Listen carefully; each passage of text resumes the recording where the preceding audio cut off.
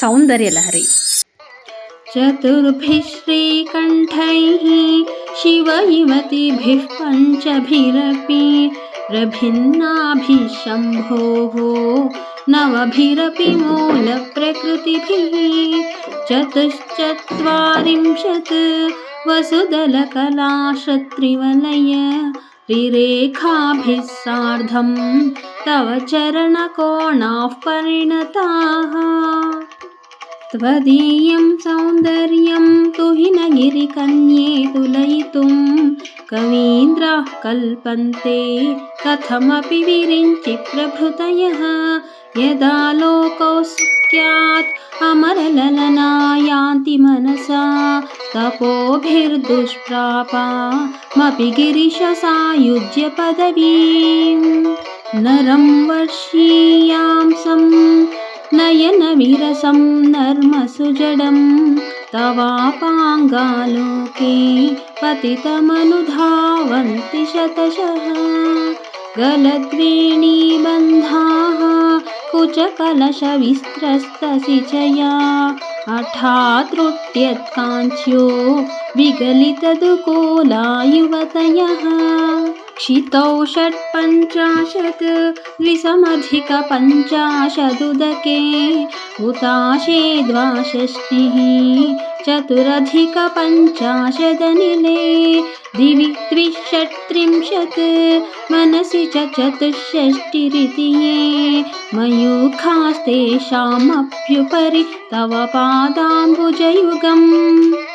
शरज्योत्स्नाशुद्धां शशियुतजटाजूटमकुटां वरत्रासत्राणस्फटिकघटिका पुस्तककरां सकृन्नत्वा नत्वा कथमिव सतां सन्निदधते मधुक्षीरद्राक्ष मधुरिमधुरीणाः फणितयः।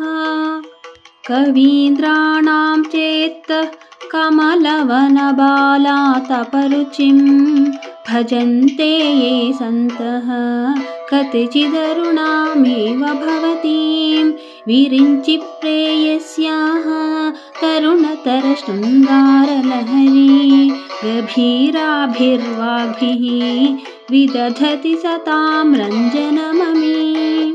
सवित्रीभिर्वाचां शशिमणिशिलाभङ्गरुचिभिः वशिन्याद्याभिस्त्वां सह जननि सञ्चिन्तयति यः सकर्ता काव्यानां भवति महतां भङ्गिरुचिभिः वचोभिर्वाग्देवी वदनकमला मोदमधुरैः।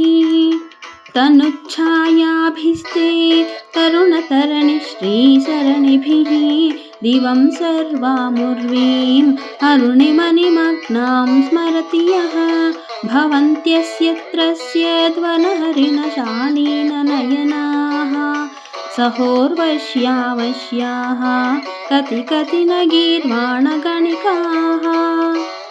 मुखं बिन्दुं कृत्वा कुचयुगमधस्तस्य तदधो अराधं ध्यायेद्यो हरमहिषिते मन्मथकलां ससद्यः संक्षोभं नयति वनिता इत्यतिलघु त्रिलोकीमप्याश्य भ्रमयति रवीन्दुस्तनयुगाम्।